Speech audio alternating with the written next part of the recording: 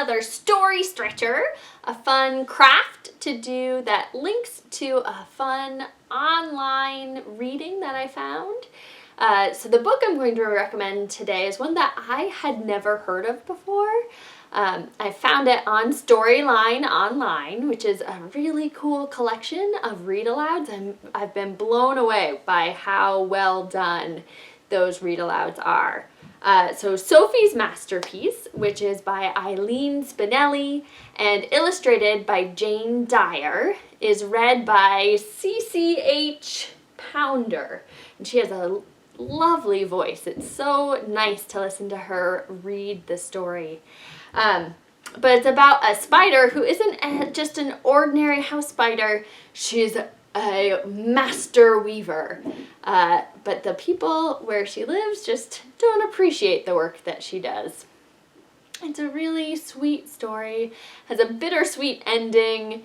I hope you will watch it after this and enjoy it. But the idea of spiders and weaving made me think of a craft I used to do when I was younger that some of you guys might be familiar with. They're called God's Eyes. And I think part of the reason why I did them so often when I was a kid was that my mom used to knit, and so we'd have a whole bunch of yarn lying around. And all you needed to do this, or 2 sticks, popsicle sticks happened to be what I had here at home, 2 sticks. I've done it with things as small as toothpicks or as long as sticks that I find outside. Some yarn. This was leftover from a craft project I did with my son. And some scissors. That's it. I also have some tape here, which is totally optional, tape or glue. Depending on the type of sticks that you're using, you might want to get them to stay together with something a little extra. So in this case, I'm going to roll up some tape and put it right in the middle of one of my sticks, one of my tongue depressors, and lay the other one over it so that it looks like an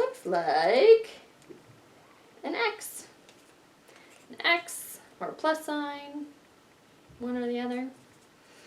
Then you take your string, take the end of your string, and you can either tie it around the middle of your God's eye, or you can simply hold the tail along one of the edges. I think I'll try holding the tail, but really you can do whatever works best for you. Then you're going to do a little bit of weaving, right? Weaving is when you take one material and go over, under. In this case, we're going over, under one stick, and then moving to the next one. Over, under, next one, over, under. You'll see I've kind of made this X right in the middle. Next stick, over, under, next one. And now I already have something there, so I'm going to go right next to it. Over, under, next, over, under, next, over, under, next, over, under, next. Oh, you know what? I'm realizing over, under, next. Because my sticks are so big, it's making an interesting pattern. It's really cool looking, but it's also not what I thought I was doing. So that's okay. Sometimes this happens. I'm sure you guys have had crafts that didn't go quite as planned. It's kind of fun to undo though, right? Woo! Let's try this again. I'm going to hold my tail. I'm going to go over, under, over to the next one. Over, under, over to the next one. Over, under, over, over, under, over. Zoop, zoop, zoop, zoop, zoop, zoop. Keep going and going and going. And we'll see how this is looking a little bit better. So you go over, under, over to the next. So it's like you're wrapping your yarn around the stick and then going to the next stick. So went over, under, going to our next stick. Over, under, all the way across. Over, under, all the way across. Over, under, all the way across. Over, under, across. And in just a second, let me get a few more over-unders. Whew, need some more yarn for this. Get a few more over-unders so I can show you the really cool pattern that this is making. This is a craft called a God's Eye that originated in Mexico and Bolivia, and it's thought to be that they represent God's eye. So you would make these and hang them up, and so God would have his eye on you. He'd be watching out for you. He'd be protecting you. So that's where this comes from. And as I am doing this, my yarn is changing color.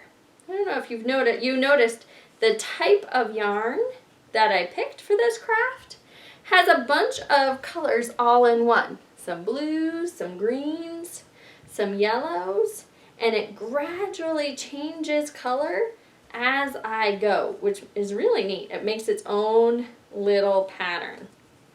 And so as I am going around and looping this, I am adding each around part onto kind of the top of the stack. So you'll see it's making this really neat eyeball pattern, right? It kind of looks like the center of the eye getting out bigger and bigger and bigger. If you're using a type of yarn that's just one color, then you can tie a knot, wrap it around, tie it off, and then start with a second color to make another layer.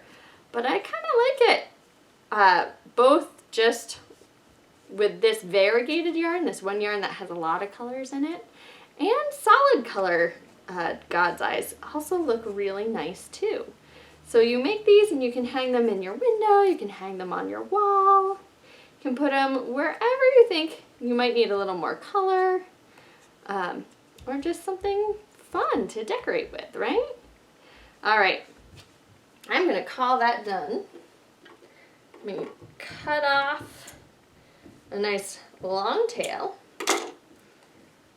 So I'm gonna wrap it around and then tie a knot in it.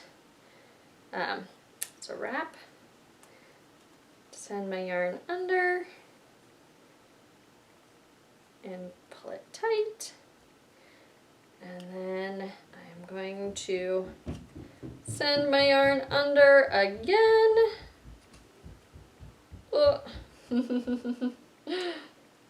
You see this in real time. This isn't like those craft shows where they have everything prepped beforehand. You get to see me struggle and work through it, right? And then you have a long loop that you can, or a long tail that you can make into a loop for hanging. And there you have it. Your very own woven God's Eye decoration. Give it a shot. Let me know what you think. If you make one, I'd love to see it. I hope that you enjoyed that tutorial, watching me try and craft a bit. And don't forget, if you're interested, to click on over to Storyline Online to watch CCH Pounder read Sophie's masterpiece and get inspired for some weaving. See you guys later. Have a great week.